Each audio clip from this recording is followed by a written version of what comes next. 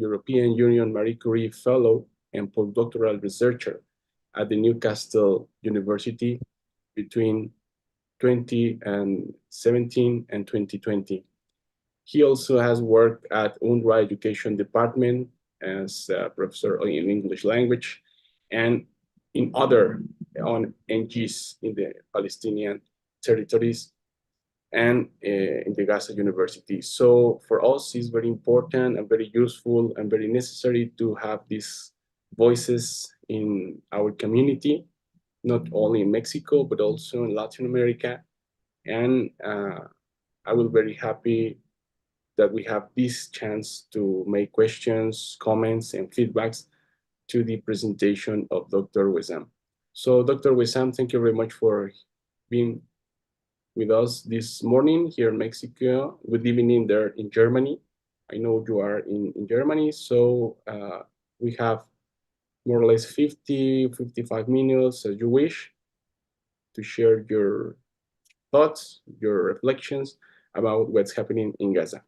Thank you very much, Professor Wissam. Go ahead. All right. Thank you so much, Professor Moises, for your generous introduction and for your kind invitation for me and for this opportunity to share academic and personal observations and insights into the current ongoing Israeli war on Gaza since October the 7th, 2023. So thank you again, and it's my pleasure to be with you and with all colleagues here. So far, it's almost 4 months of Israeli annihilation, Israeli genocide, Israeli war on the Palestinians in the Gaza Strip. The analysis and the findings I'm presenting today are still a preliminary reading of Western media coverage of the Gaza Strip and far-reaching geopolitical implications for the region. So the analysis and the presentation today is about a study that I'm still doing, and it is entitled Manufacturing Public Opinion and Engineering Western Audience.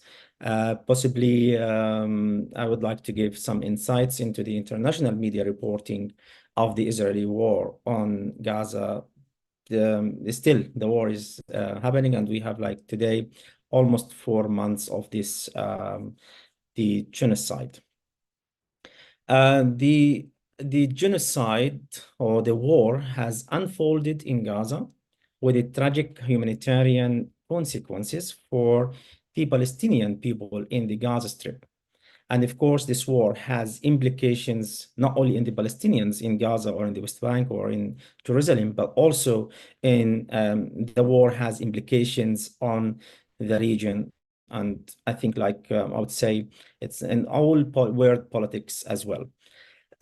So this is like the map of Gaza. We have here 2 crossings of Gaza, Eretz and Rafah crossing. And also we have 2 main cities, Gaza City and Khan Yunis City. Khan Yunis City is in the south where I come from, where I was born and I grew up. And where are the current Israeli military operations take place, actually. And we will see, like in a minute, how my house in this city has been demolished. Of course, the war, as I said, has political implications in the whole region. And for this war, of course, media is very important. And not only has the Western media been sharply sidetracked, like, you know, being sided to one side of the coin, to the Israeli point of view. Also in its framing, in its discourses, in its the way how the Western media covers the Israeli-Palestinian conflict in general and the Israeli ongoing war and since October 7th. So it's not about the framing, it's also the role that Western media is playing or has been playing in spread of disinformation rooted in undocumented, contradictory, or false narratives. Generally speaking here, I would say I don't want to take a long time speaking about the role of media in general, but media influences how people see the war and conflicts from certain agenda. Of course, media is a powerful tool to hold governments accountable. Media is powerful in reaching the masses around the world, of course, with the critical information, with open eyes to new perspectives. Like what perspectives does the media present to the people, and of course, in what ways? So this leads me to say, alongside the physical war or the invasion or the ground war, there is a war on media. There is a media war, and there is a communication war. Of course, in general, there are certain values, principles that each journalist should commit to, and of course, the news agencies. And these, I think, like, of course, even though they are still general, but I think they are very important for the role of Western media in covering the current war. So accuracy, independence, impartiality, humanity, and accountability. And I don't want to start my argument or my claim that these values, these principles of media or of international media, mainly the Western media, I would say these principles are mostly lost, of course, international media has a big role in war reporting and how people views the war.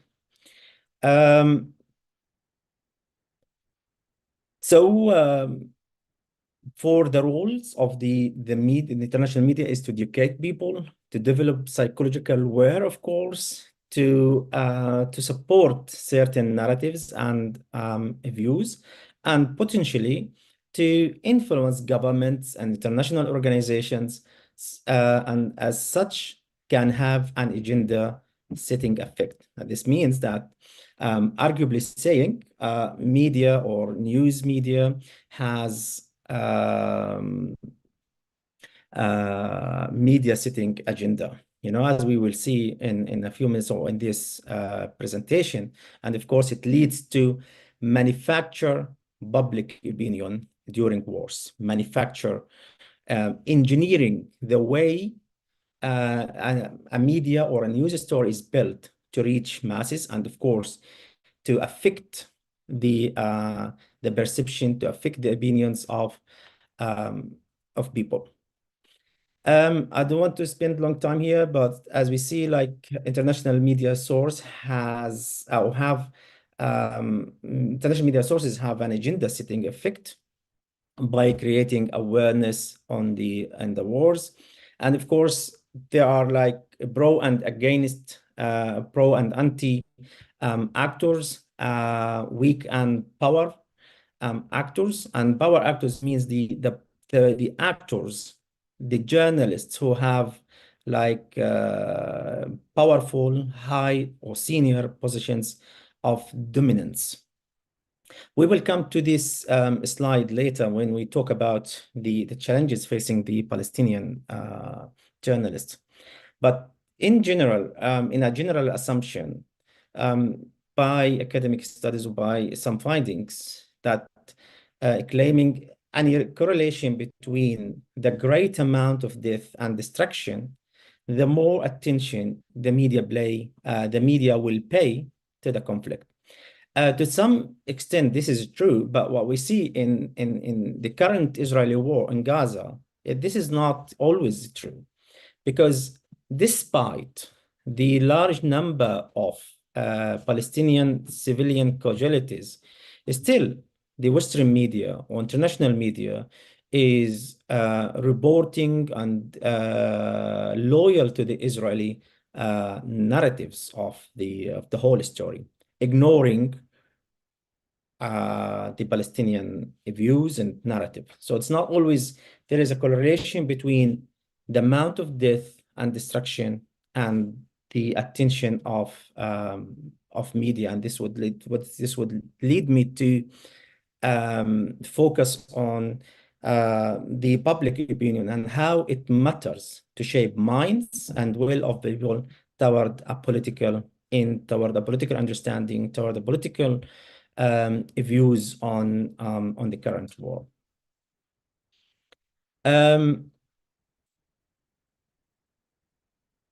From my previous studies here, I would like just to reflect quickly on previous studies about the role of Western media on Israeli-Palestinian conflict. Of course, the general way is that the overview image, it's a war against Hamas. This is how Western media usually focuses its reporting, just focusing on one group of the Palestinian, as we see in the current war. My PhD was about the international media reporting of the Israeli-Palestinian conflict, mainly the war in 2008 and 9. And the general finding I reached is that the overview, the war is directed against or targeting Hamas only.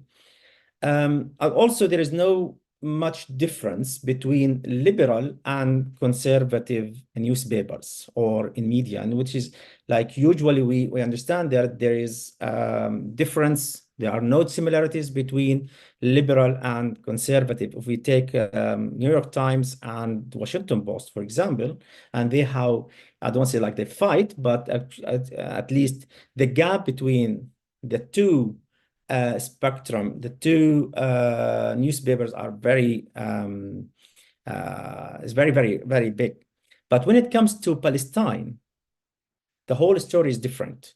There is no difference. So both the liberal and conservative newspapers share the same news resources, or say share or defend the same Israeli narratives, and rely on or actually portraying the whole image of the war as if it is only a humanitarian rather than political. And this would reflect on the decisions or the political agenda of the governments, as we will see how the international community and the engagement of the international community in the current war is basically based on humanitarian solution rather than finding a political solution. Of course, in the coverage of Western media, there is a lack of objectivity and more bias to Israeli viewpoint of the conflict. And some aspects of the bias we can see, Israel-Gaza conflict or Israel-Hamas conflict. It's not like Israeli-Palestinian conflict, So limiting or determining the whole, or limiting actually the conflict either only with Gaza or with a group within Gaza, which is Hamas. Israeli-Palestinian violence, occupied territories, and so on. So there are many discrepancies in referring to the conflict. In such regard, in this study, I rely on a theory like what's called manufacturing consent theory by Edward Herman and Naum Chomsky. Might be very old theory, but I think this one is still valid and is still applicable to study and analyze the coverage of international media coverage of the wars in the international media. And by engineering, I mean like design stories, build narratives, and use of engines, and here the engines are the media outlets, they are different engines, and the structures could be linguistic structures, could be discursive structures, and could be general frames of the world. So this media theory holds that contemporary democratic public opinion is merely an illusion. The media provides the public with the information and facts selected by the politicians and centers of power, and then the elite shape public opinion through the media, manufacture fragile pluralism to give it the air of legitimacy. And actually, this is like what's happening exactly now in reporting the Israeli genocide of Gaza.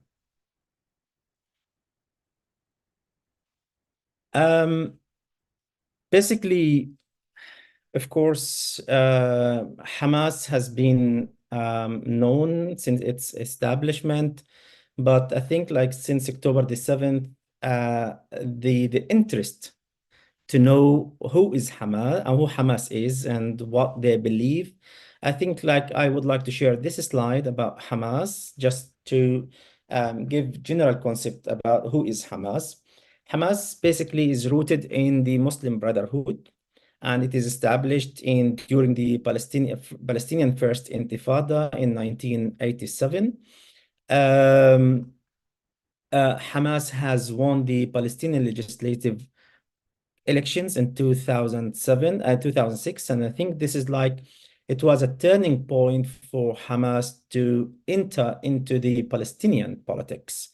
Winning the Palestinian elections in 2006 give Hamas legitimacy and support by many Palestinians, of course, but this win was not much welcomed, or it was not at all welcomed by the United States, by Israel, and by many European or Western countries.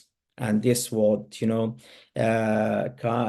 like fighting for democracy, and then what do we need? Like if like a political group has won the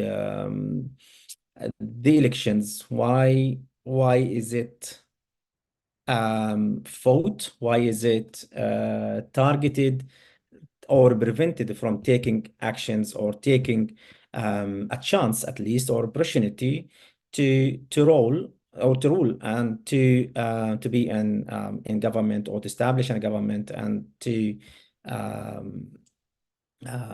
like to help its community. In 2009, Hamas declared its constitution, like changing or updating, or you can say developing its founding character, where Hamas shows pragmatics and more availability and more chances and opportunities to go in further into Palestinian politics, the internal and of course internally and externally. Here just I quote how Hamas represents itself in its charter. So it's like a unique Palestinian movement.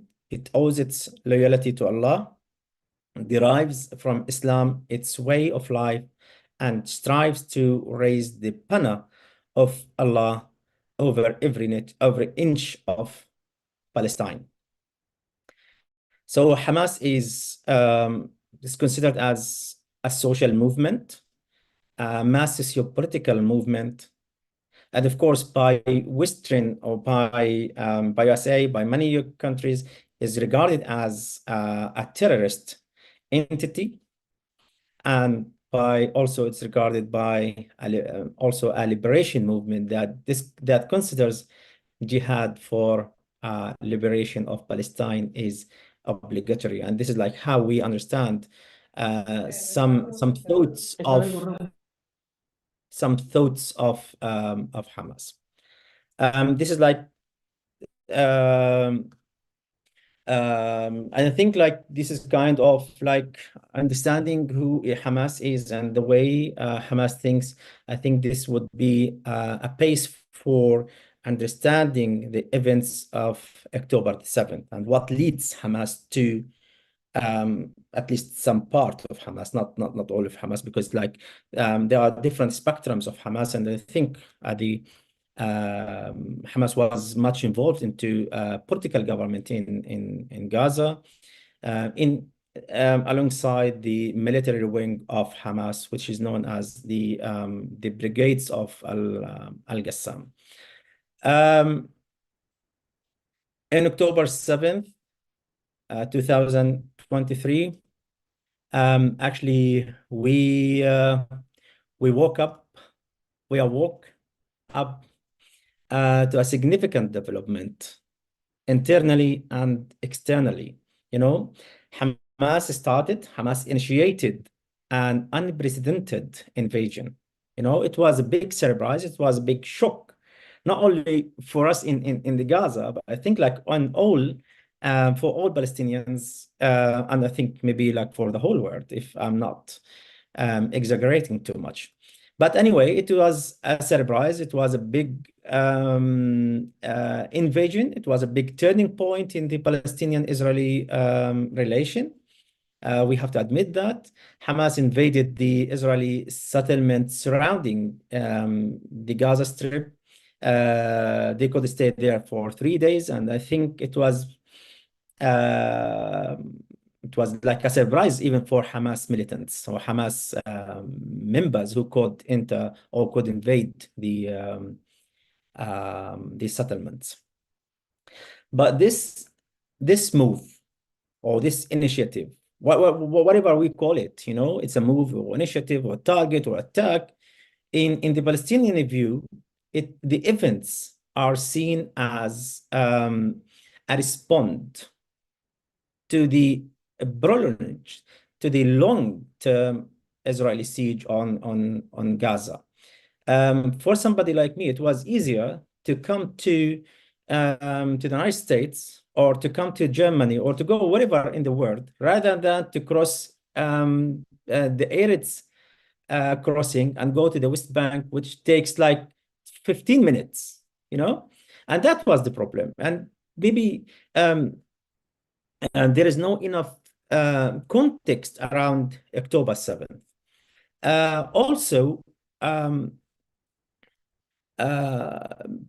people don't talk about how much the Palestinians in Gaza suffer from the Israeli siege, restriction of movements, electricity, just only 4 hours a day of electricity, the water, the high rate of unemployment, and so on. There are many effects and many impacts of the Israeli siege on the Palestinian in Gaza.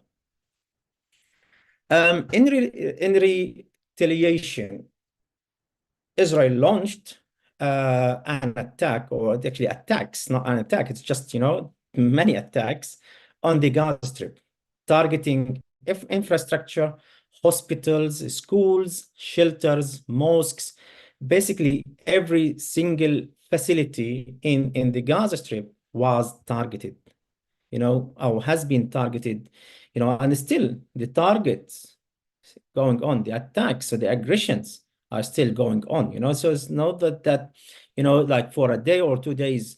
Now, as I've said, we have almost 4 months of Israel aggression on the Palestinians in the Gaza Strip. I just here quote according to the United States, according to the United Nations, the humanitarian crisis in Gaza is beyond catastrophe.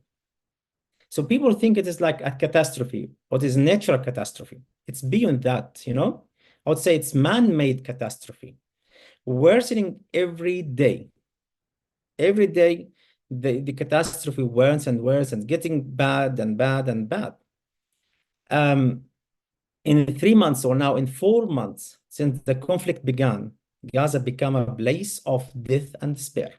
And that's really true. People are desperate. People are not really, people don't know what's going on because the attacks, there is no single safe place or anybody is safe. Every single place is potentially target of Israeli army. Here also people of Gaza are being forced into a horrible scenario. I mean, the cruel campaign by Israel against the population of the Strip. And for these images, this is where I live actually, and you can see here the target of the infrastructure by and the Israeli soldiers going into the main street of my area of in the neighborhood where I used to live and to play as well when I was kid and to go to my place of work in the Gaza. So you can see they bombed the mosque here, they bombed the houses, they destroy the street, the road. And here also, so people are shocked with all these retaliation and, actions and aggressions. And here we have like just general statistics or infographic on the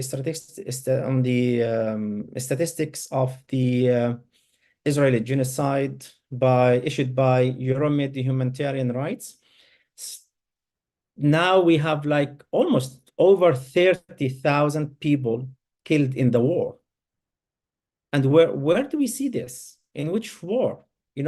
At least in the modern, in the last maybe 20, 30, 40 years. And over 60,000 people got injured in the war. And so these statistics are available on the internet. And here I refer to the displacement rate into Gaza, and this is published by BBC. So 1.9 million of Palestinians in Gaza are displaced.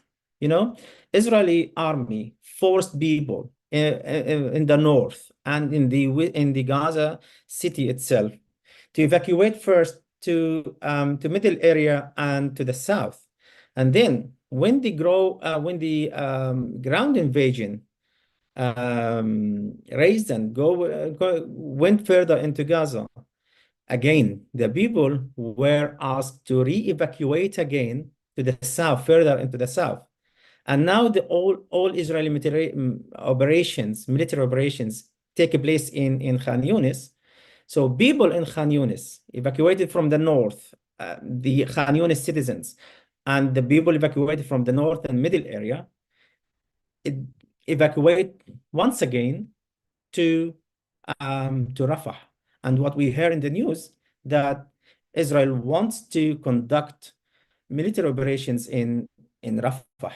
So we can see like here in October 2000, last October, almost 123,000, and then October 12th, 20th of October until December 4th, almost 1.9 million people evacuated and escaped actually to safe place, but there is no any safe place as I have said.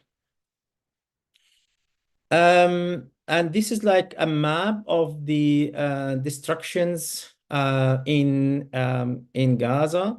So we see like in the north here, Jabalia, and it is one of the most intensive and most populated camp of refugees in the Gaza Strip.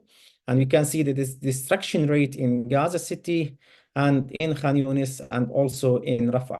As if we look at the map in general, you can see like, the destruction is everywhere or taking place everywhere in Gaza. So the destruction is not only for homes and infrastructure, but also for universities. Israel systematically destroys the higher education institutions in Gaza. And this is the latest Israeli attack on Isra University in Gaza. And it is one of the most beautiful Gaza institutions. And also, the Israel has purposefully targeted the Palestinian journalists. Now we have almost or over 130 Palestinian journalists have been killed by Israelis. And they are not only targeted individually, but unfortunately with their families. So many journalists have lost their lives, have lost their family members, have lost their homes, places, And of course, working in Gaza as a journalist now is really, I would say it's not that easy. It's like playing with fire. To such humanitarian crisis in Gaza, of course, there has been international response to the war, to the Israeli genocide for Gaza. So this ongoing tragedy, catastrophe has garnered desperate global reactions.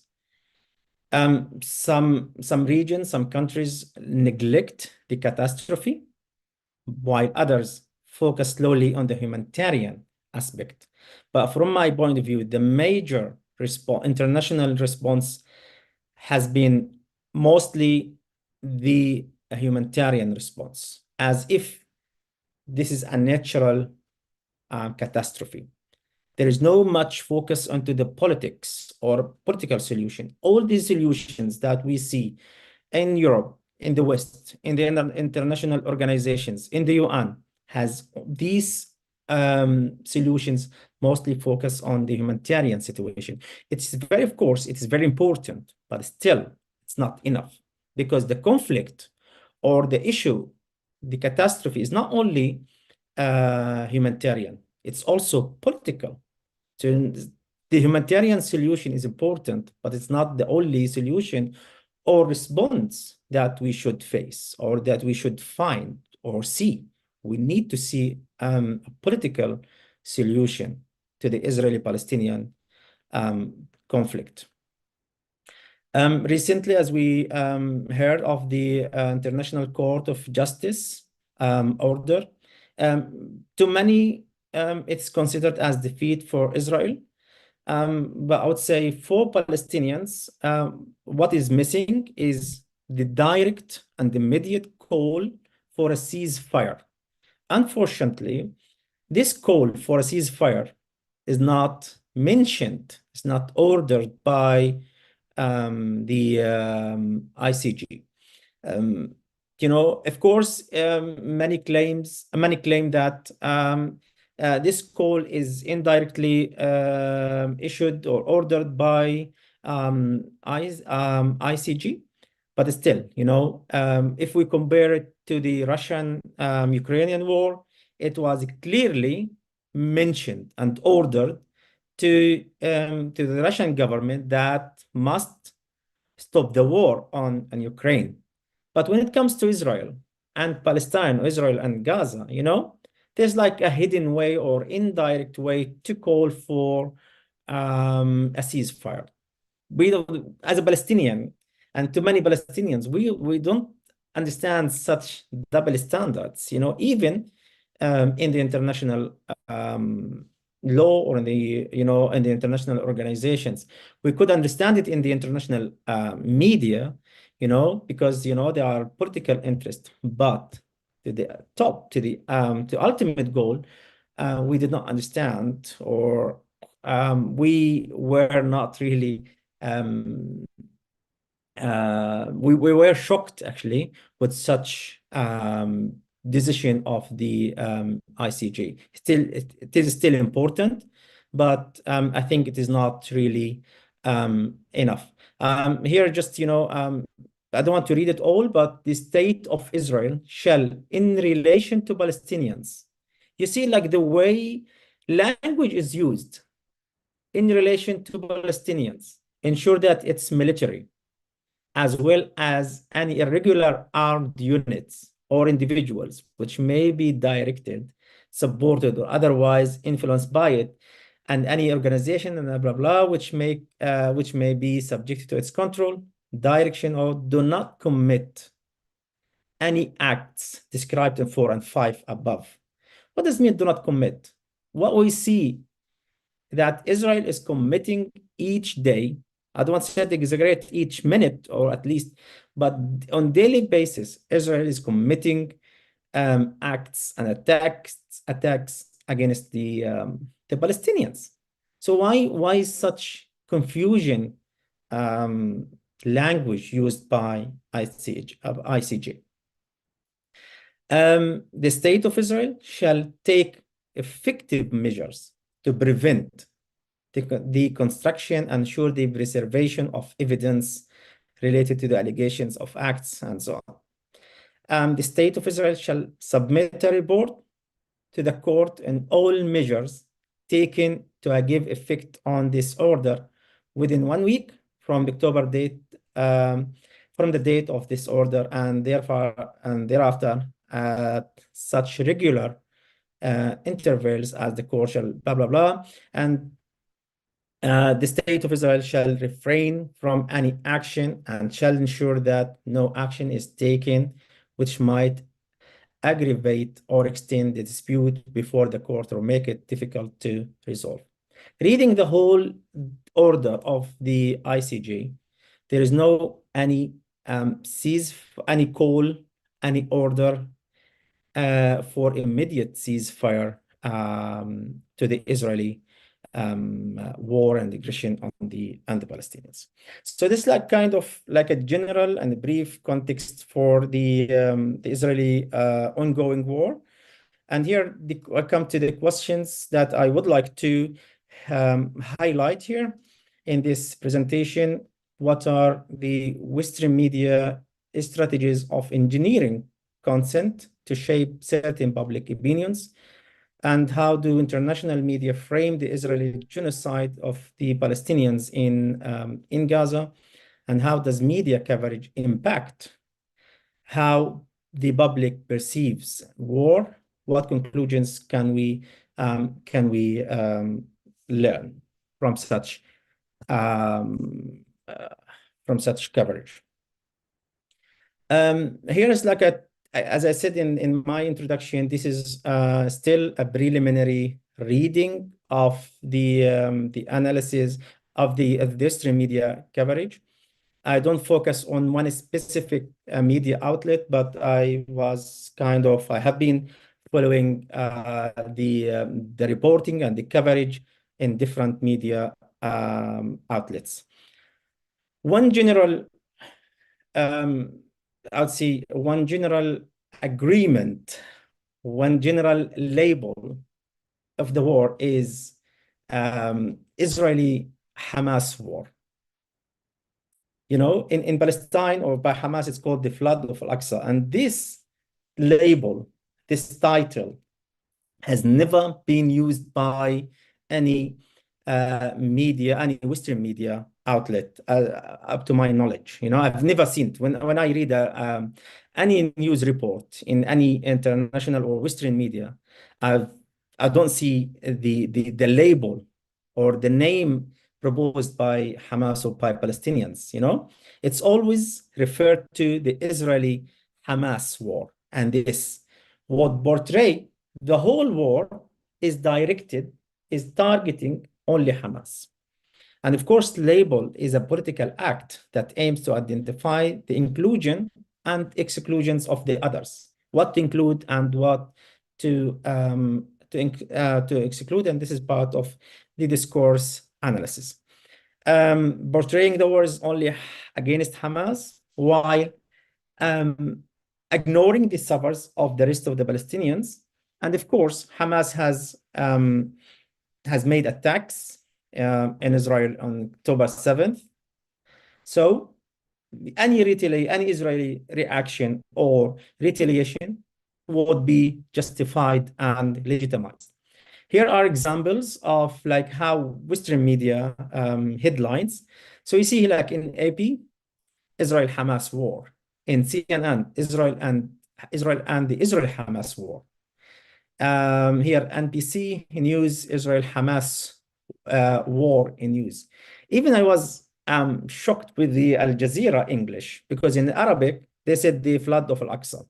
But in the English version of Al Jazeera, it says also Israel-Hamas war. And of course, you know, the rest. But here is just an example. These are just examples of headlines in the way international media outlets report Gaza. So one is about labeling the war. Another issue is, repeating the Israeli claims that Hamas beheaded 40 babies. You know, of course, the Israeli Prime Minister has distributed and disseminated such false narratives and such claims. But then the problem is that the Western media outlets, you know, took these claims and kept repeating them. Even the Israeli newspapers, Haaretz and other newspapers did not say any evidence, or did not show or claim that there is no any evidence that Hamas has beheaded any babies, you know. But still the media, you know, even did not apologize, but still, you know, kept repeating these claims. One here, in Fox News, at least 40 babies, some beheaded, found by Israeli soldiers in Hamas attack village. Another by CNN, spokesperson of the Israeli Prime Minister Benjamin Netanyahu said Wednesday the babies and toddlers were found decapitated in Kfar Azza. So these are, you know, even the Western media or some Western media outlets do not report directly, but still they repeat the claims of the Israeli responsibles and Israeli officials. Another way of leaning to the Israel narrative, you know, Israel claims that Hamas fighters raping hundreds of Israeli women. So it's like here we see also adopting the Israeli narrative of the or Israeli side of the story, you know. BBC said here a report, several people involved in collecting and dividing the bodies of those killed in the attack told us they had seen multiple signs of sexual assault. And here in AB, new signs emerge of widespread sexual crimes. On CNN or Gaza, Israel Gaza, Hamas raped and mutilated women on 7th October, BBC hears. You know, it's like kind of adopting the Israeli claims and allegations on the Palestinians. I think like one major issue in the whole conflict is the theme of tunnels. Israeli, of course, boast or reporting Israeli narratives on the tunnels. These are they are not secret that Hamas has tunnels. But what has been narrated in the media is that Hamas uses the tunnels under civilian facilities like hospitals, schools, and universities, and so on. Just briefly, I would like to say, Palestinians or Hamas or other Palestinian factions, they do not build, they did not build the tunnels on October 7th or just, you know, in 2023. The tunnels have been considered as a lifeline for the Palestinians since 2006, when Israel imposed a strict siege on Gaza, because people were in need for every basic life necessities. So they started thinking of alternative ways. So one way was to build tunnels, firstly in 2006, under the border between Gaza and Egypt. And then in 2008, in 2012, the tunnels become really a lifeline for people to smuggle food, milk, animals, petrol, everything was smuggled through Egypt, through the tunnels from Egypt. Of course, some tunnels, no one can deny that, some tunnels were used for military purposes. But then, like these tunnels were not, built in a month or two, or, I think these tunnels were built for years and years. But I don't think the military tunnels are used or are built under any civilian facility in Gaza, because there is no any purpose for these tunnels to be built under the civilian facility. Of course, we understand these tunnels would be built alongside the borders in some certain areas, close to the borders, but anyway, the role of media reporting these tunnels, were kind of for us shocking, So here BBC says Israel targets Hamas's labyrinth of tunnels under Gaza, and means under Gaza. You see, like the language? This means like every single part or space in Gaza has a tunnel. I don't know, like if we have like underground city or Gaza Strip, in the Gaza Strip, how does, so it's like the people who are not aware of the whole context and reading such news headline will think, oh, Hamas has built another city, underground.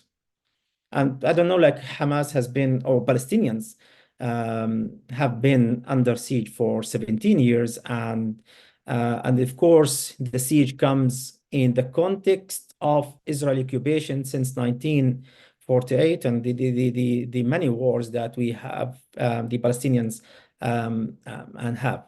And they also, I don't want to read these, but Al-Shifa Hospital here, for example, where the tunnel discovered by Israel, built by Israel. And it's like, because the hospital, the Al-Shifa Hospital, the main and biggest hospital in Gaza, was basically built during the Israeli occupation of Gaza before 2005, it was the main, and, they are like corridors, of course, under the under some buildings of the hospital. So can we consider these corridors as tunnels? And I think like Israel or Israeli army is much aware of these corridors in the Al-Shifa hospital mainly.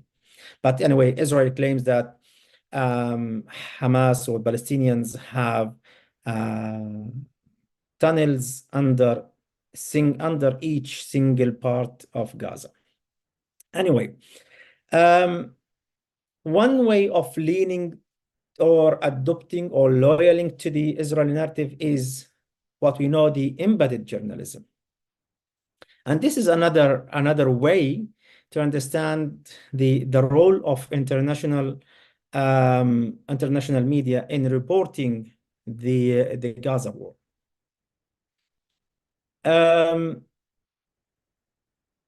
Of course, embodying embedded journalism happens not only in Gaza, but of course in other wars like in Iraq and Ukraine and etc. But here, the embedded journalists accompany only the Israeli army. There is no way for any journalist, an international journalist, or even actually Palestinian journalist, to accompany any militants in our fighters in Gaza. So basically, the embedded international journalists accompanied the Israeli soldiers and officers. And of course, I would claim they narrate the details of what happened only from Israeli views, only from the Israeli perspective and under the Israeli censorship. There's no way for embedded journalists to be away or to report something that the Israeli army does not want. And mostly, if we read the news articles by the embedded journalists or reporters, they focused on the grief of Israeli families. And I should say that Israel so far has not allowed any foreign journalists or international journalists to enter Gaza, to report from Gaza directly. And thus a vital aspect of the story is missing. Anyway, these are like kind of texts that has been like these are examples of the way embedded journalists report. Of course, in such media coverage, I would say there is undermining Palestinian voices and facts. And here, the way they refer to the Palestinian casualties, to the Palestinian civilians, they refer to them as numbers, unfortunately, like 30,000 of Palestinians were killed. And then once they refer to these numbers, they refer them as numbers or statistics by Hamas. And this would imply kind of doubting about the facts. Many news reports, many new international media outlets say that, according to Hamas officials. So this would make some doubt about, the number of Palestinian kills. And in international organizations or international media outlets, actually, there is always the question, that when a Palestinian academic or Palestinian politician or Palestinian expert is interviewed, the first question, do you condemn Hamas? Is Hamas a terrorist group? I said, why? Why do I, as a Palestinian, do you agree or do I agree? This is not like to reflect my views on Hamas by starting an interview with a question of condemnation or labeling a group in a specific way would make the whole interview or the whole report contradictory, and with much more biased, and this would definitely reflect an accusation of this. These are just examples of different examples of the interviews by Boris Morgan, and he's known in his attacking the Palestinians or pro-Palestine activists. For example, he started with Jeremy Corbyn. He started his review, or one of the questions, do you condemn Hamas? Is Hamas a terrorist group? And so on. So I don't think this is is this like a propaganda or it is journalism? This is the question. Here quickly about the linguistic analysis, and we find the conventional language, contention in choices of words, the way the missing unity in terming the Israeli war. You can't see, or we don't see like terms like slaughter, massacre, genocide, apartheid, ethnic cleansing in reporting Israeli war in the international media or Western media outlets. There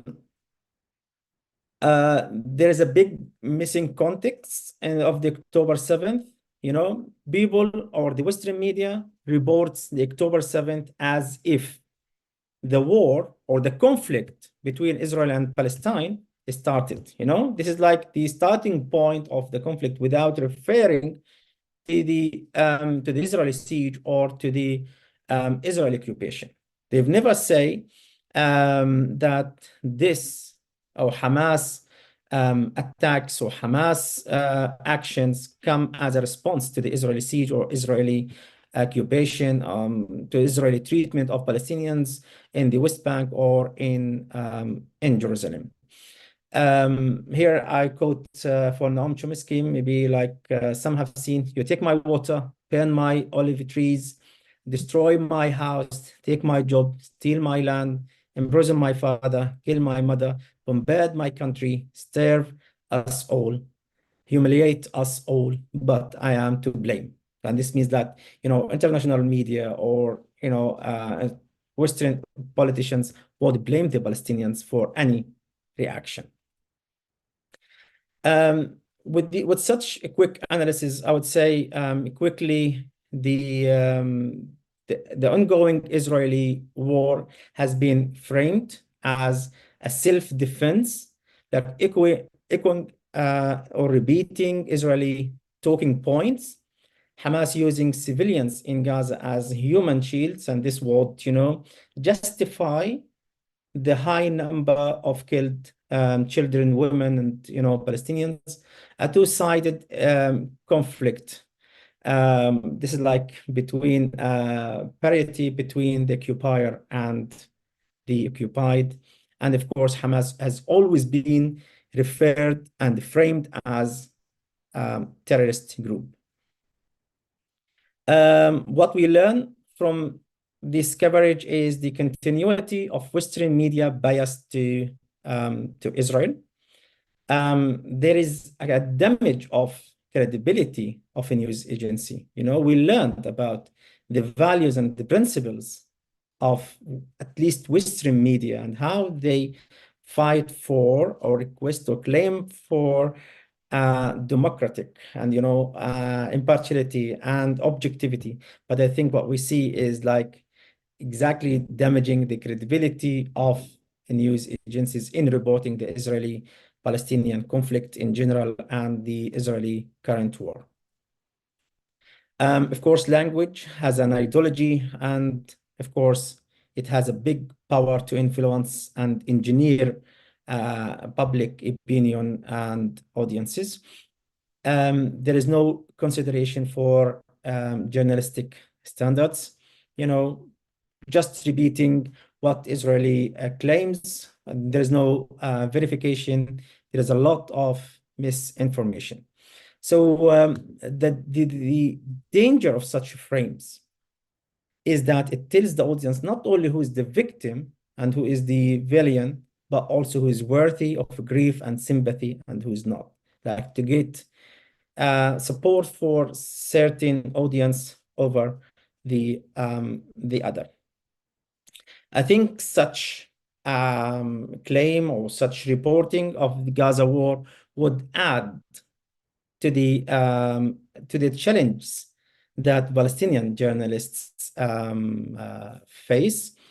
One is like working as a journalist is like digging self-grave in Gaza, facing killing, targeting, and family loss. No internet good connection to access, and Palestinian journalists will have no enough tools like cameras. They mostly report using cell phones. No protection, no safe place, no one is safe, and serving for basic necessities of life. Like working as a journalist, and it's like rather to write a report or to write a news article or to go live with the channels, journalists starve to find food and, of course, safe shelters. What actions should we take? I think we need to find alternative coverage, alternative ways, and I think social media is visible for more and for deeper views on the Israeli war, we need to more efforts to shift international public opinion. We need to get more people to engage in the Israeli-Palestinian conflict, and of course to call for immediate ceasefire in Gaza. And of course, we need to consider awareness of the roles of weak and power actors. I would like to say this is an ongoing war between Israel and Palestinians, and part of that is an informational war. Media war is important, is as important as and sensitive also as the ground invasion of the war. It is, of course, there is a lot of propaganda war, and then we should raise awareness of the claims here and there, and the arguments, and of course, the allegations and the narratives. Thank you so much again for the invitation. I would like to thank Professor Moses for this opportunity, and I'm sorry that I took longer than I expected.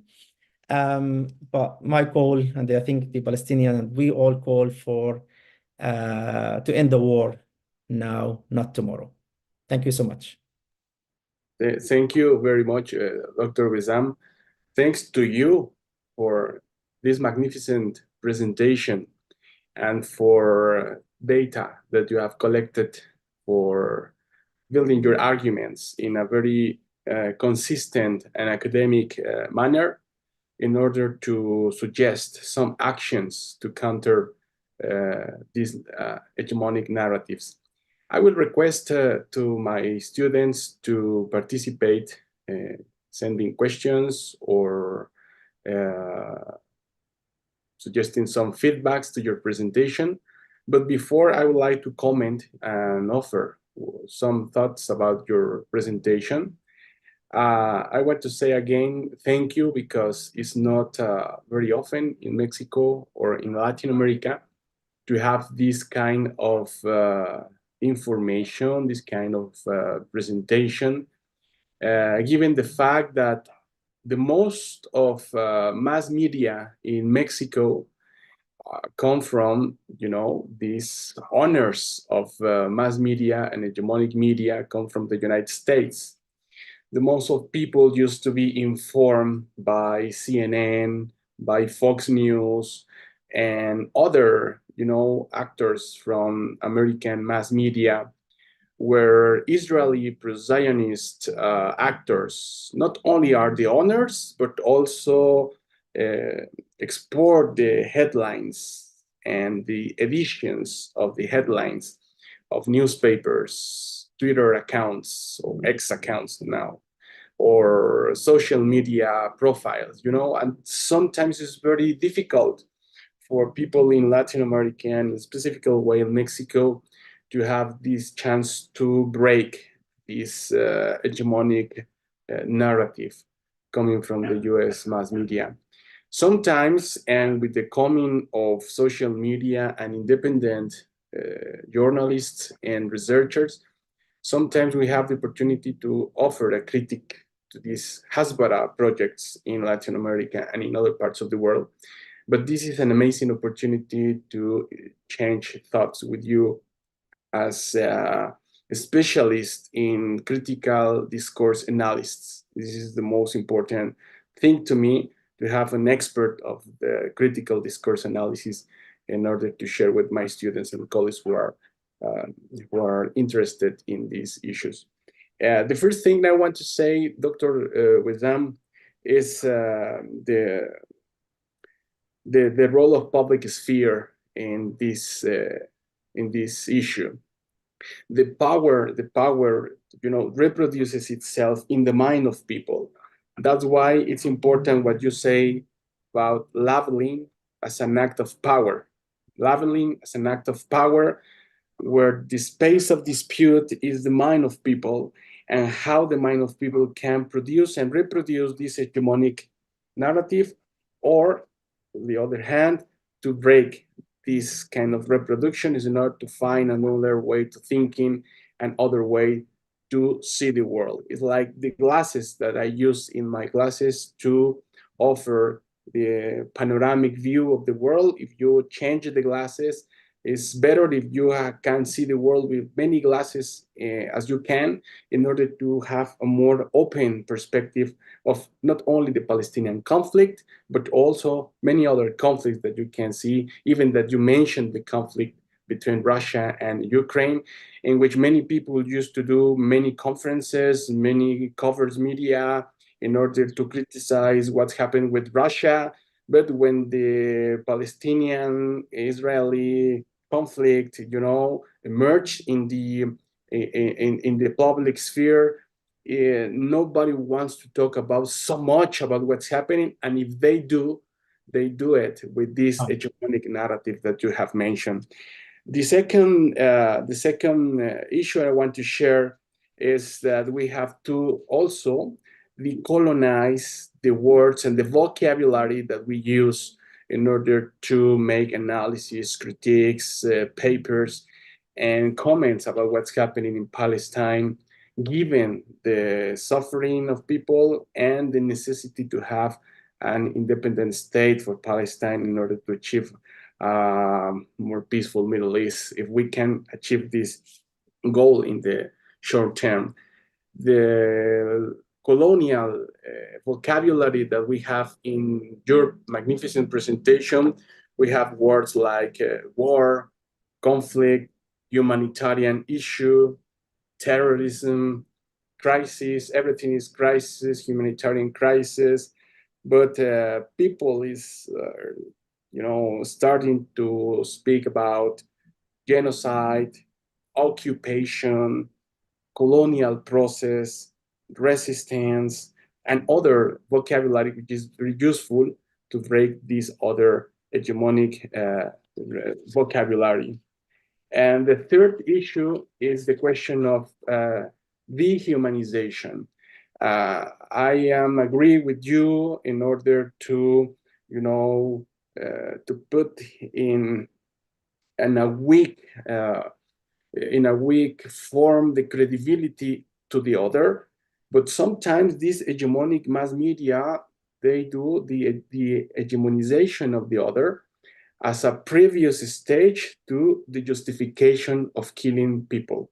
And this is very, very sensitive issue, because dehumanization appears as a normal labeling in many Israeli mass media.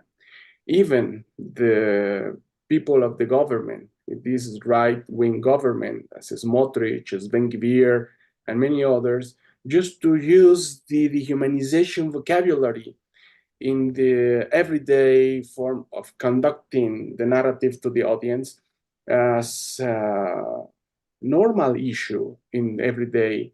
And it's very sensitive to me to see how the people receive these dehumanization narratives every day, with fake news, with intelligence, artificial intelligence, fake news, and propaganda issues every day. And issues like the raping women, the issue of the babies, and so many others are the arguments of this dehumanization of the other. Well, I would like to ask you my first question in order that my students can, share with us their reflections, their thoughts. In your opinion, Dr. Wissam, what are the most important websites to follow an alternative narrative of hegemonic media? I mean, some media in Palestine, in English or in Arabic, newspapers in the Middle East, apart from Al Jazeera, because now Al Jazeera is a very important, project. It's a very visible narrative around the world, even not at all in Latin America, but in many Western countries. But the most important is in the Middle East. But apart from Al Jazeera English and Al Jazeera Arabic, what other Palestinian, Egyptian, Iraqi, and mass media you can suggest to us in order to take this responsibility to look for the information in a very autonomous manner. This is my first question, and I will request for my students to chat our questions, or even if they want to raise their hand in order to participate with us. Dr. Wissam, please.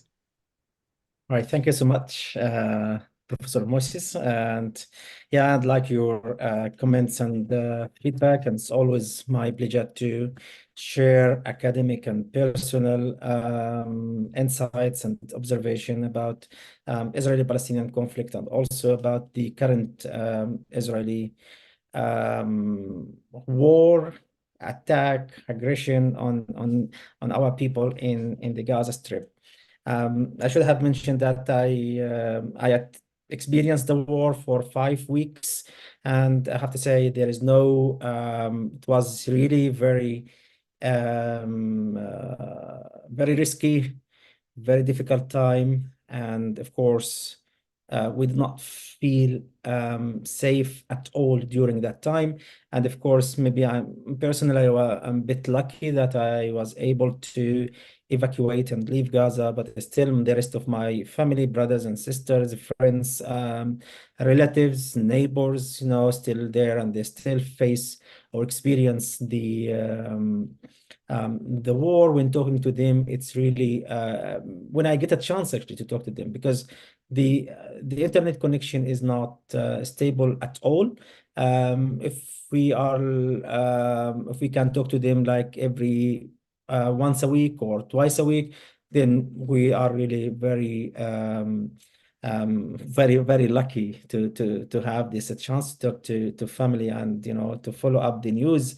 For example, I was really so much saddened today to hear about the building of my family and how it is destroyed, and all this roundabout which I showed in the picture.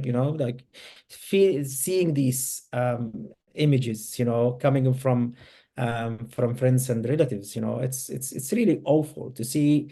It's not the buildings, it's the memories that we had in Gaza and in our building, in our area, as it's not about the stones, it's about the memories, it's about the life, it's about the experience that we had in Gaza, and of course in the neighborhood where I lived. I do agree with your comment that during the first months of the Russian-Ukrainian war, I've seen many invitations and many calls for academic conferences. It's not only in the media, but also in academia. Many international academics with a lot of funding and money, even like to call speakers and presenters to come and pay for them, just suddenly like every single academic education institution talking about, like organizing events, workshops, symposiums, academic conferences, and so on. But unfortunately, so far, we have not seen any international academic conference organized for the purpose to analyze, the Israeli war on Gaza. And I found your invitation, and this meeting is very important. And I'm very thankful to you and to your colleagues at the university, and also for the attendees to come here and to share some knowledge. Also, I'm very happy to answer some questions. I don't see it's like an academic lecture, but I would love to get feedback and to get questions, and we are to exchange knowledge about Gaza war. Of course, the humanitarian approach, humanizing approach is very important. We see like the Western media humanizes the Israeli casualties. They talk about as Israeli women, babies. They talk about hostages in Gaza, But for us, I mean, it's not for like for many, for Hamas, basically, these are not hostages. These are captives, you know, because they are basically soldiers. And you see like the play with the words, hostages or captives, and they are soldiers, how they are like they are, but these hostages are basically referred as civilians in mainly, and I think like in major Western media outlets. And this will take me to answer your question, like alternative media outlet, apart from Al Jazeera, Arabic or English. I would say social media platforms would be one option, would be an alternative platform to learn about the Israeli-Palestinian conflict in general, and on Gaza, on the current Gaza war. There are many pages, there are many esteemed journalists who report daily on Gaza war.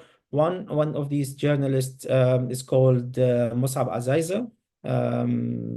He was in Gaza until like 10 days, maybe, or 1 week, because yeah, he was evacuated to Qatar.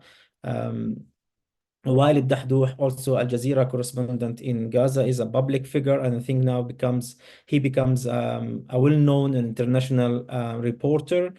In terms of websites, I would say Al Middle East Eye and Middle East Monitor.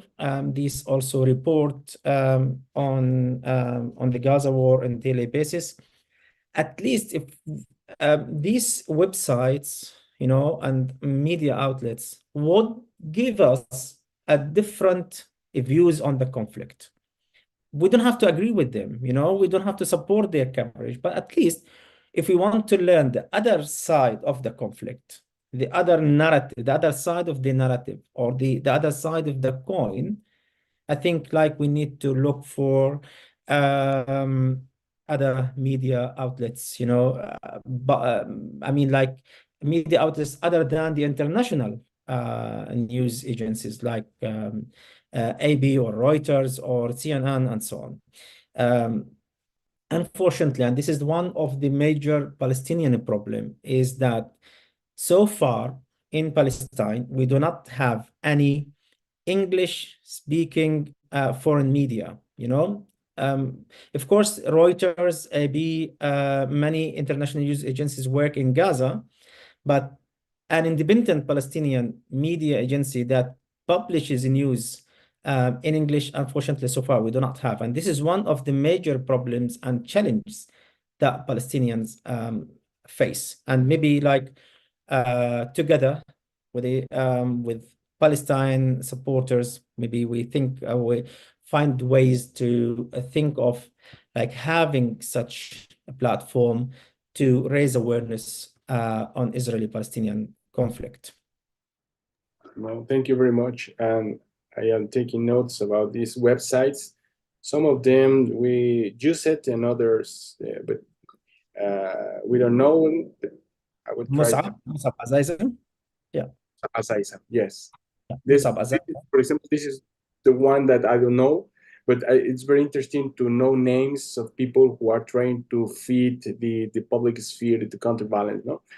Yeah, I think like Musab has millions of followers on YouTube, on social media platforms. Like he becomes really a figure and a Palestinian voice from Gaza.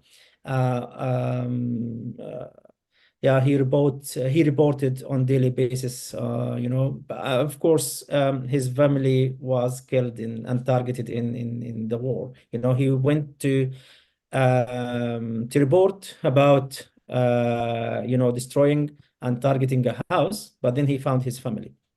Yeah. Okay. Thank you very much, Sam. I have one comment from Professor Susana Mangana from Uruguay, who is following this conference, and I would like to read the message.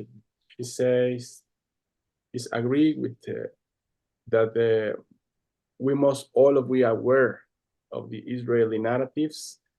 I'm truly worried also about the other type of dispossession vis-a-vis Palestinians, which is the fact that by linking the cause to Hamas all the time, Israelis have managed to link the idea of Palestinian identity to Islam and to terrorism. And that is something that the Western media constantly buys, and it impacts public opinion because it distorts the Palestinian cause altogether. This is the comment of Professor Susana. Some people is asking to quit the screen sharing, please, Wissam, in order to make the image. Thank you very much, Wissam. Thank you. And we have one question about Chomsky. Chomsky is known because he refuses the BDS, and people just want to know your opinion about using the quotations and the ideas of Chomsky, even if he doesn't support BDS. I don't know if you have one opinion, one question about, or one comment about this idea, Dr. Wissam. All right. Okay. I think like for framing Hamas or Palestinian resistance as terrorist, or in the frame of terrorism, this is not really new. At least for any resistance movement, and also this kind of frame is always associated with Muslims or Arabs who resist, the American or Israel or Western imperialism or Western, fight. I don't want to go for these big titles or big, terms, but I wrote actually two papers or three papers about, about Hamas and about ISIS, and part of my one project I worked on is the way ISIS uses social media to mobilize, and how it is labeled always as terrorism, as a terrorist group. And I think like also for Hamas, it's always labeled as terrorist group, but still, from my point of view, and knowing some context about Hamas, I think they are mostly pragmatic. Hamas is a pragmatic movement. Of course, some members, some part of Hamas is radical. We can't deny that fact, but still, Hamas can adapt its attitudes to the regional and international politics. In the last few years, I would say maybe like 2020, since 2020, Hamas shows much more pragmatics into dealing with regional powers. It was very open to the Egyptian regime, to Saudi regimes, and it has much connection with the United Nations and international figures. I would say here that Hamas was responsible for mediating the conflict in 2020 and 2021, when there were some escalations between Israel and Islamic Jihad. Hamas actually was responsible for mediating these escalations, even though it was put on the blacklist. But this means that even though Hamas is recognized as terrorist group, it is still a pragmatic, And of course, with the attacks with the events of October 7th, Hamas shows the other side. It was a big surprise for everyone, for us in Gaza, maybe for all Palestinians, and of course for everyone interested and aware of the Israeli-Palestinian conflict. For Chomsky, if he supports BDS or not, everyone has his or her views, So like, but at least Chomsky is, I would say, like, he's a pro-Palestine. He's active and he defends, the Palestinian views, and from his language to his theories in media or in language studies, he always shows that the power of language, and of course the power of media and its reflection on society. Thank you, Dr. Wissam. So connecting your thoughts about what's happening with Hamas, I think one of the most important problems that we have in many Western audiences and in Latin American audiences is the lack of knowledge about Hamas and what is the constituency and the structure of this political actor. Because as you know, and following your arguments, most of hegemonic media has to reproduce the images of Hamas as a monolith, a monolithic actor, terrorist actor, and this is an obstacle to break the importance to know what is the structure of a pragmatism in one important political actor like Hamas. I don't know if you agree, but something similar happened with the Taliban in Afghanistan issue after 20 years of military occupation by the United States. The most of people used to know the Taliban as a whole, hermetic movement, terrorist movement, and the most of people, didn't know the structure and the groups inside the Taliban between, mediators, pragmatism, and radical, and many other components of this political actor. At the end, the United States and with the presidency of Donald Trump, they had to negotiate it with them and to make a political agreement and a political solution in Afghanistan.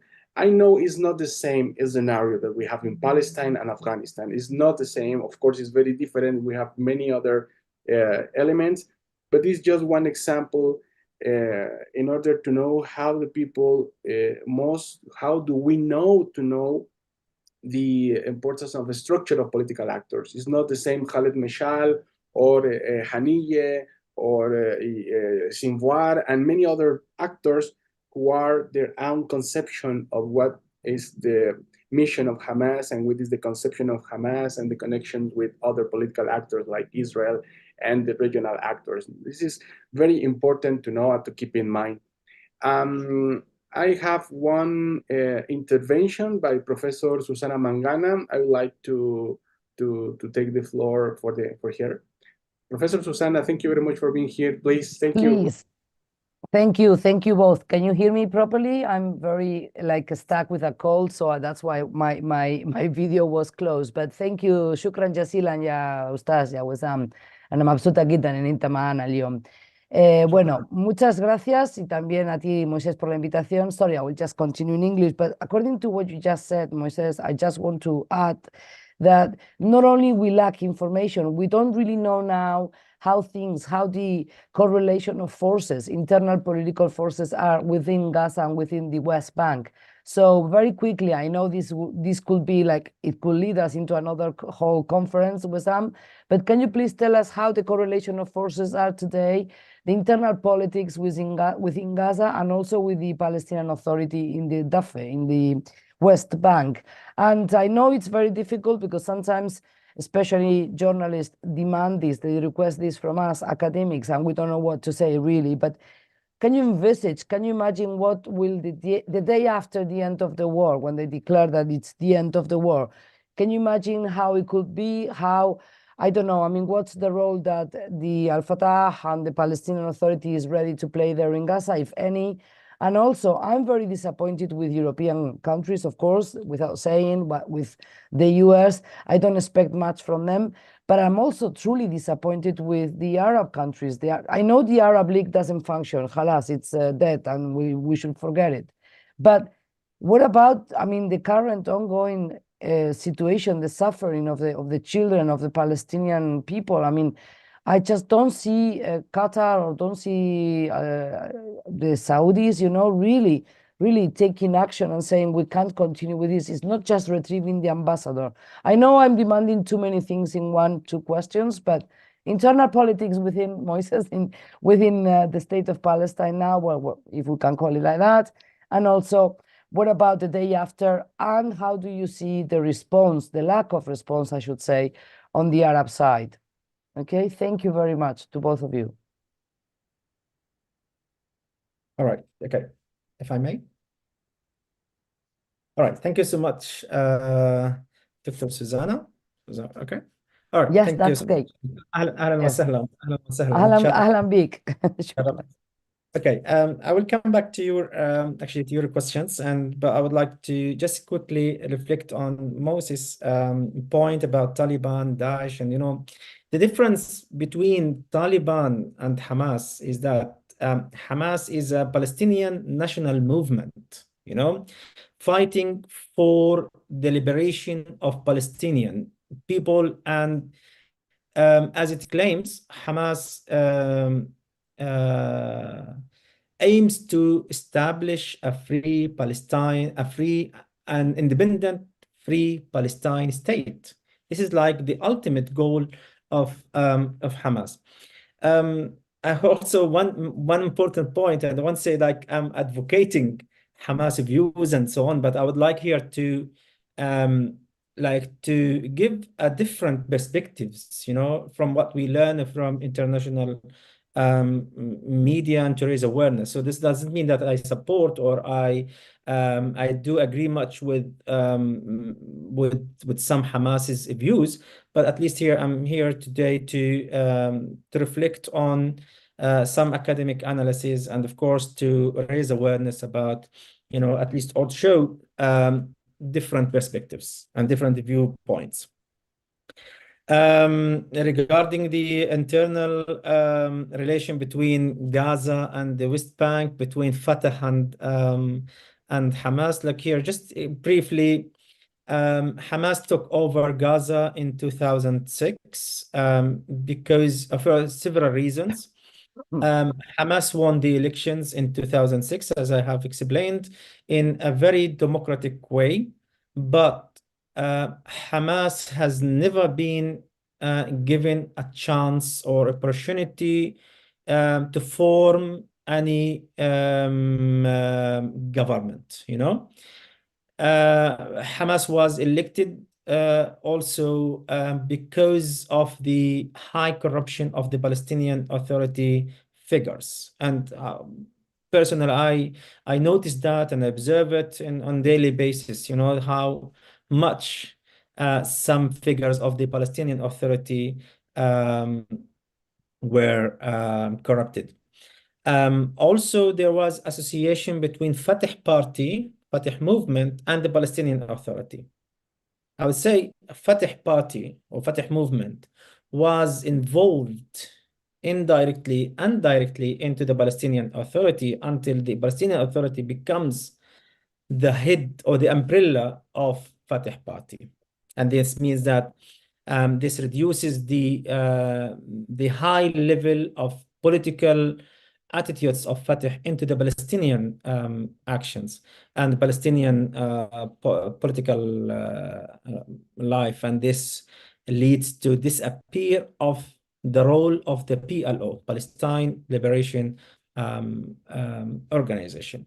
Of course, there were some attempts to reconciliate the division between Fatah and Hamas, and there were many initiatives, but unfortunately, none of these initiatives was successful so far until we find the big events and the most surprising and shocking events in October the 7th. During the war, before going the day after, but I think like before, at the moment, like during the 4 last months, the situation between Fatah Party, between the Palestinian Authority and Hamas was not really stable. There is much disappointment on the Palestinian level towards the Palestinian Authority because the Palestinian Authority in general and publicly prevents any demonstration in the West Bank, like preventing any Palestinian to take any action, any even peaceful actions against against Israel or to go for a protest or something like this. We have seen some police guards, preventing demonstrations and so on. Also, the Palestinian Authority does not take any action towards the Palestinians in Gaza. We see all the announcements, all sayings into media, but so far there is nothing on the ground, and this makes the gap between the Palestinian Authority and Hamas so huge and so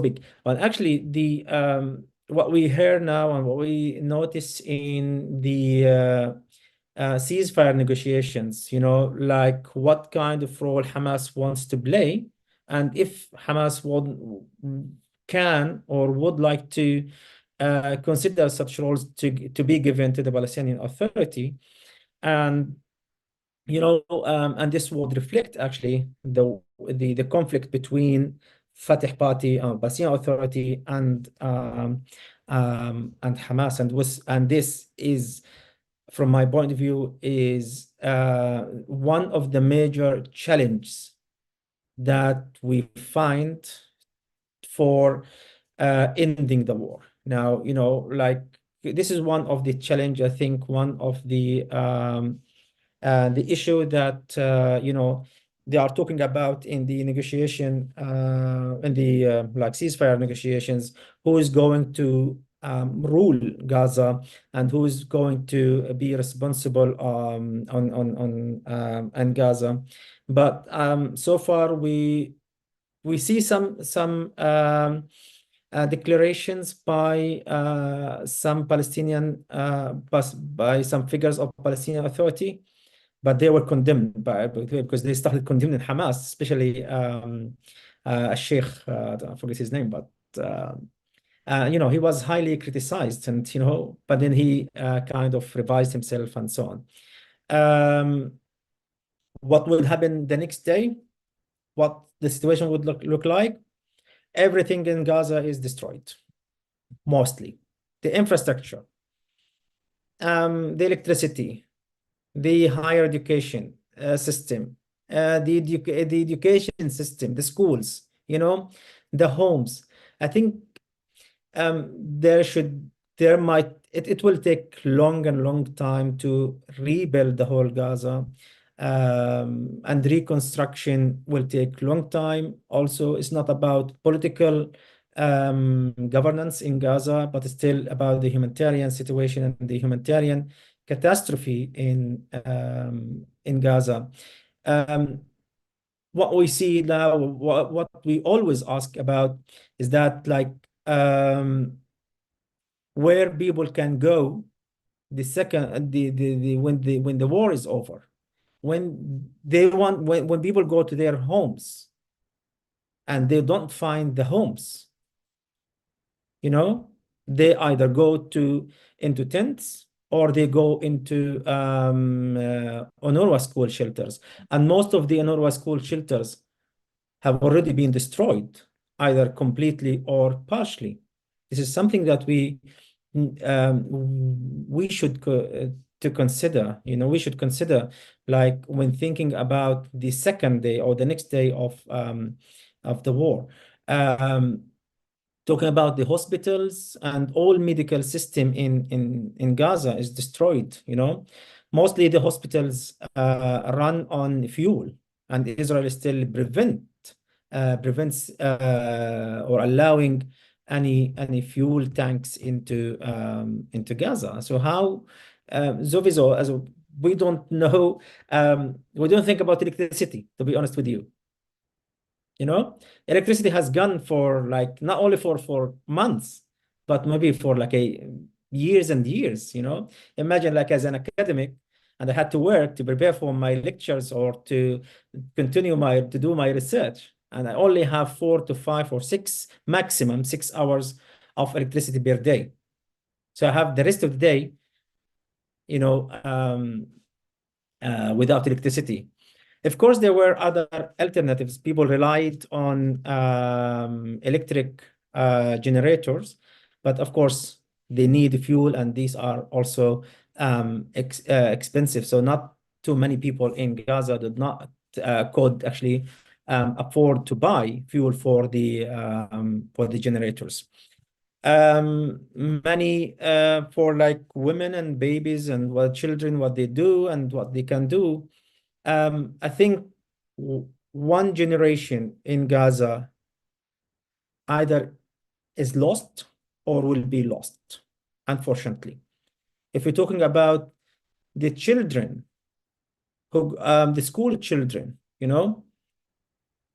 facing such, war, they will not only face losing buildings or schools or, but also they will face the psychological trauma, the psychological implications on them and of course on their families. Like imagine when a child loses his father, mother, brothers and sisters, and he is the only survival in his family. How he would see the life? How could he survive without his family? And I think there are thousands of children now become will live without their parents. So everything, I don't want to say it is everything is like complicated. It is complicated, it is complex, but still Palestinians live with a hope. We know that we sacrifice for the next generations to at least hopefully and inshallah have their own independent state.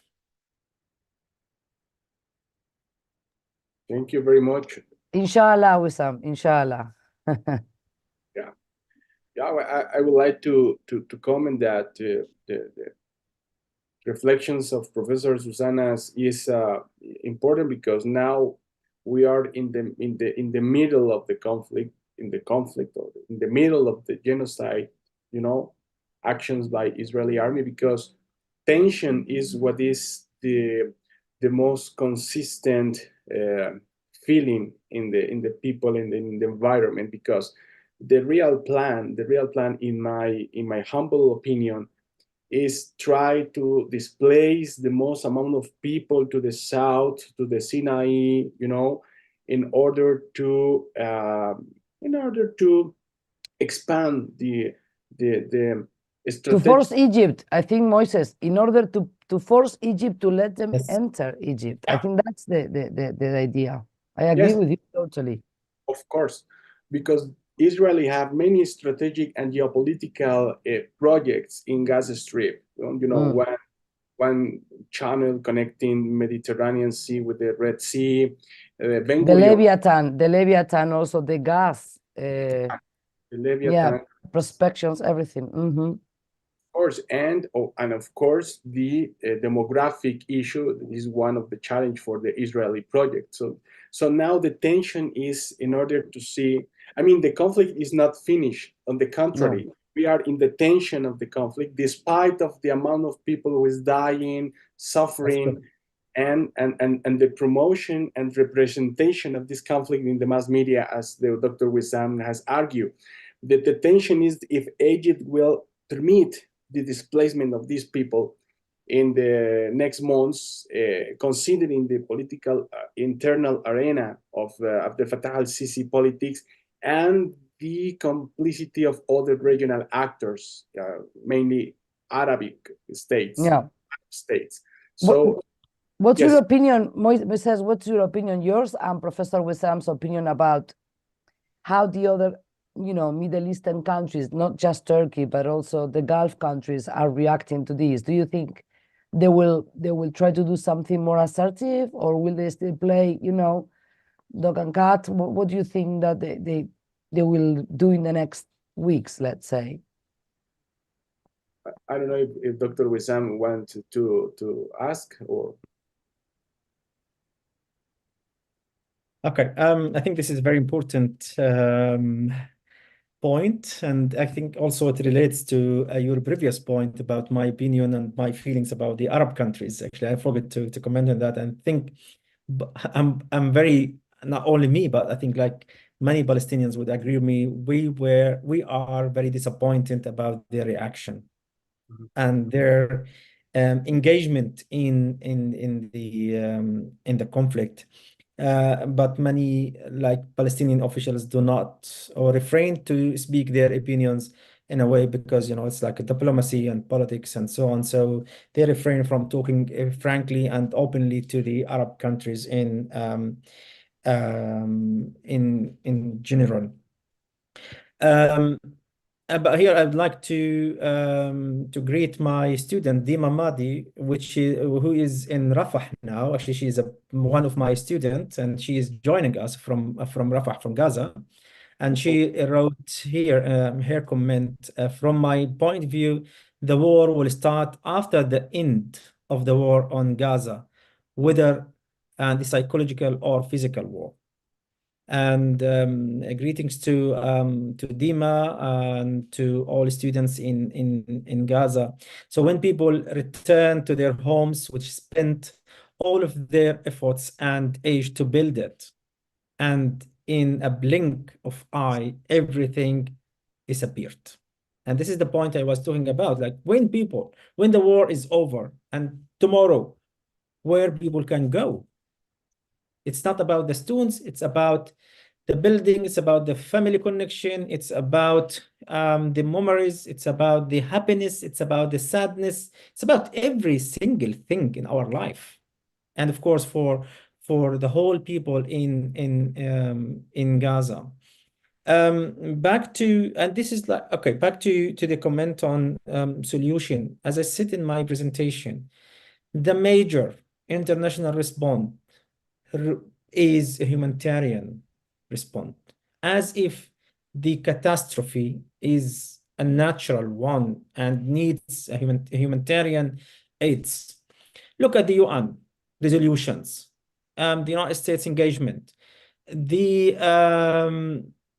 Arab officials, the Arab countries' engagement, the Gulf countries, the Egypt, Jordan, and others, only they focus on the humanitarian supplies and humanitarian aid to the people.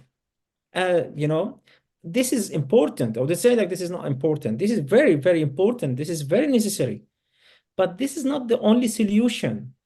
We need to think of something more sustainable, more permanent, and more doable for both parties, for Israelis and Palestinians.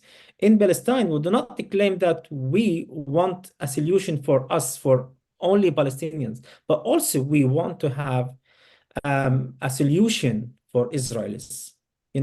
Why don't we have two states living, and I don't say that together, but at least next to each other in a peaceful way, in less violent, no violence at all. Where's the problem? I can't still, understand why don't we have like two-state solution, or even one-state solution. I'm not about that, but personally, I don't agree with one-state solution anyway. But for two-state solution, like having two independent and free states living next to each other, each one, each country, each state, people, and then build, all this kind of agreement together or not. This is like maybe this one of my perspective for the solution. So it's not about a humanitarian solution as the international community respond to the current war, because we are not hunger people. We don't look for food. It's not our target is to find bread or just water. We want to have our own independent and free state, simply like any people, any country in the world. So why only the Palestinians don't have the right to establish their state? Is there any problem with the Palestinians? And of course, Palestinians are lovely people. And we understand, okay, our major conflict is with Israel, because Israel occupies Palestine and still refuses to go seriously in any political solution. I think during Arafat's era, there was a big chance for a peaceful solution. Of course, Yasser Arafat has a great symbolism in Palestine, and during his time, I think there was a very large and potential solution, including all the Arab countries or Gulf countries that would also support the political solution. Dr. Wissam, and I want to tell welcome to Dima Madi, who's connecting from Gaza, as Dr. Wissam mentioned.